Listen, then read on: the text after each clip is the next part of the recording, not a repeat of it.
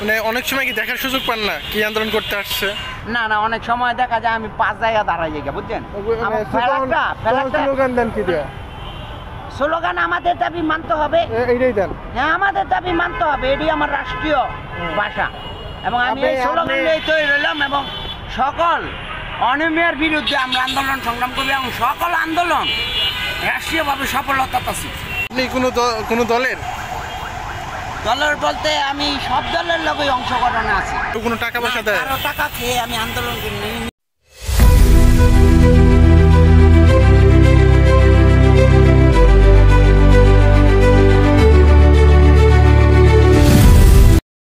আপনাকে প্রায় এই শাহবাগে বিভিন্ন আন্দোলনে দাবিতে দেখতে পাওয়া যায়। আসলে আপনি সবসময় কি আন্দোলনে আসেন?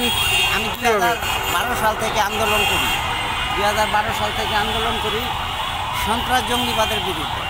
সন্ত্রাস জঙ্গিবাদের বিরুদ্ধে 2018 সালে এর মধ্যে যে অনেক চলমান আন্দোলন গেছে, এই শাহজালাল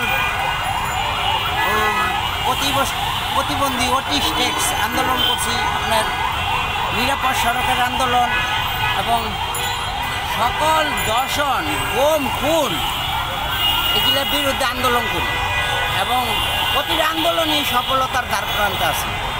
আপনি এই যে এই আন্দোলন 2018 সালে যেটা নিয়ে বিপি নূর আপনারা চিনেন, ওই আন্দোলনটার সহযোদ্ধা প্রথম সারিতে আমি ছিলাম এবং ওই কোটা সংস্কার আন্দোলন, এই 24-এর গণ অভ্যুত্থান এবং আমি বিশেষ করে ধরতে গেলে ন্যাশনালভাবে আর কি ইন্টারন্যাশনালভাবে রাষ্ট্রীয় অধিকার আদায়ে মানুষের অধিকার আদায়ে রাজপথে আন্দোলন সংগ্রাম করি এবং এদেশের জনগণের জন্য আন্দোলন সংগ্রাম করি। যারা এই শাহবাগে আন্দোলন করে তাদের সাথেই আপনি আন্দোলন করেন এবং এই 24-এর জুলাই গণহত্যা হয়েছে, এটা সর্বোচ্চ জুলাই আইনিভাবে সনদ চাই, আমরা আইনিভাবে সনদ বাস্তবায়ন করতে হবে। আন্দোলনে যে প্রত্যেকটা আন্দোলনে যে আসেন আপনাকে কেউ কোনো টাকা পয়সা দেয়? আরো টাকা খেয়ে আমি আন্দোলন করি, নিজে অর্থ উপার্জন কইরা পরে আমি আন্দোলন সংগ্রাম করি। এমনিতে কি করেন আপনি? এমনিতে আমি ফুলের ব্যবসা করি, ছোটোখাটো কইরা ফুল বিক্রি করি, বিভিন্ন ফুলের দোকানে নাইট করি, কর্ম করে চলি এবং আপনার নাম কি? আমার নাম মোহাম্মদ সালামত। দেশের বাড়ি কোথায়? এবং আমি এই আন্দোলন সংগ্রামে যে সময় নামি তখন আমার নাম পরিবর্তন করছি যে শেখ সালামত। কেন না পরিবর্তন করছেন কেন? শেখ সালামত দিছি আর কি। কেন কি শেখ লাগাইছি আর কি? শেখ লাগাইলেন কেন? দেখলাম যে আওয়ামী লীগের পতন হইলো, শেখরা দেশ ছেড়ে পালাইলো। শুধু আমি বঙ্গবন্ধুর অ্যাকচুয়ালি আদর্শ সৈনিক হিসাবে কাজ করি মাঠে, কিন্তু বঙ্গবন্ধু তো আর আপনার এইসব হত্যাকাণ্ড করা নেই। এর মাইয়া একতন্ত্র ব্যবহার করছে, সে তো গণতন্ত্র লিগে আন্দোলন করতো, দলমত নির্বিশেষে আন্দোলন সংগ্রাম করি এবং আমার একটু প্রেস নেন। আপনার বাড়ি কোথায়? নারায়ণগঞ্জ শহর বন্দর। সর্বোচ্চ আইনিভাবে জুলাই সনদ বাস্তবায়ন করতে হবে। আপনার আর কি দাবি আছে? আপনি যেহেতু দীর্ঘদিন আন্দোলন করেন। 5টি প্রস্তাব, 64 বিষয়ে ঐক্যমত এবং 8টি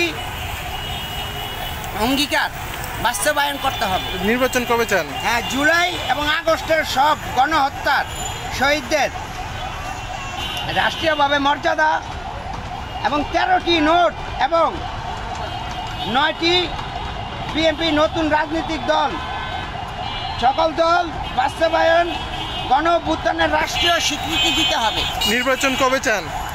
নির্বাচন এই প্রধান উপদেষ্টা যত সময়ের ভিতরে ফেব্রুয়ারির ভিতরে নির্বাচনের দিচ্ছে আমরা আশাবাদী আর কি। আপনি কোনো দলের বলতে আমি সব দলের লোকই অংশগ্রহণে আছি, সব দলের লোকই আন্দোলন সংগ্রাম করি।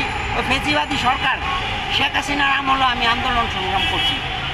এটি প্রকাশের অনেক কিছু, যেহেতু মিডিয়া সাপোর্টে থাকে এবং সবচেয়ে বেশি আপনার যেই গণমাধ্যম এবং সাংবাদিক তাগুলোকেও অনেক সময় আমি অনেক সহযোগিতায় লিপ্ত থাকি, সবার সাথেই থাকি। আপনি কি এই ধরেন শাহবাগে কেউ আন্দোলন করতে আসলো, দেখেন না যে এরা কি দাবি জানাইতেছে? হ্যাঁ, এটা দেখি অনেক সময় সুযোগ পাই না, ডাইরেক্ট মিশা যান দাঁড়ায় যে অনেক সময় দেখো না সুযোগ পাওয়া যায় না আর কি।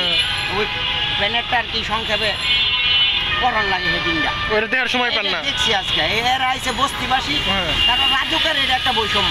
অনেক সময় দেখার সুযোগ, রাজুকের বৈষম্য, অনেক সময় দেখার সুযোগ পান না। পেঁয়াজের প্রকাশের বৈষম্য, তাকে হয়তো বা উচ্ছেদ করছে এই সরকার পতন হওয়ার পরে।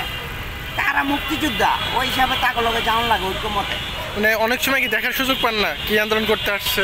না না, অনেক সময় দেখা যায় আমি 5 জায়গা দাঁড়াই যাই, বুঝছেন? স্লোগান দেন কি দিয়া? স্লোগান আমাদের দাবি মানতে হবে, এইটাই দেন। হ্যাঁ আমাদের দাবি মানতে হবে, এটি আমার রাষ্ট্রীয় ভাষা। এবং আমি এই স্লোগান নিয়ে তৈরি হলাম এবং সকল অনিয়মের বিরুদ্ধে আমরা আন্দোলন সংগ্রাম করবো এবং সকল আন্দোলন রাষ্ট্রীয়ভাবে সফলতা পাচ্ছি। এবং এই জুলাই অভ্যুত্থান 18 সালে আমি বিজয় নিছি, ওই আপনার কোটা সংস্কার আন্দোলনে আমি বিজয় নিছি। ঠিক আছে, হ্যাঁ একটু নেন, একটু নেন। সব সংবিধান ও নীতিমালা, সিদ্ধান্ত, সংবিধান এবং অন্য কোনো আইনের ভিত্তিতে কি কিছু থাকলে সনদ প্রদানে পাবে এক ব্যক্তি মর্যাদা এবং সবচেয়ে 10 বছর কোনো দল ক্ষমতায় থাকতে পারবে না। এখানে তো লেখা আছে। আমি সবচেয়ে বেশি আন্দোলন সংগ্রাম করি নিউজ পার্টির পক্ষে। এখানে তো লিখছে এক ব্যক্তি প্রধানমন্ত্রী মেয়াদে সর্বোচ্চ 10 বছর থাকতে পারবে না, 10 বছর বেশি থাকতে পারবে না এক ব্যক্তি। এটা আপনি উল্লেখ করে দিবেন, এটা আমার ভাষা। এবং আমি রাষ্ট্রীয় নিউজ পার্ট, রাষ্ট্রীয় অধিকারের লেগে আমি আন্দোলন সংগ্রাম করি।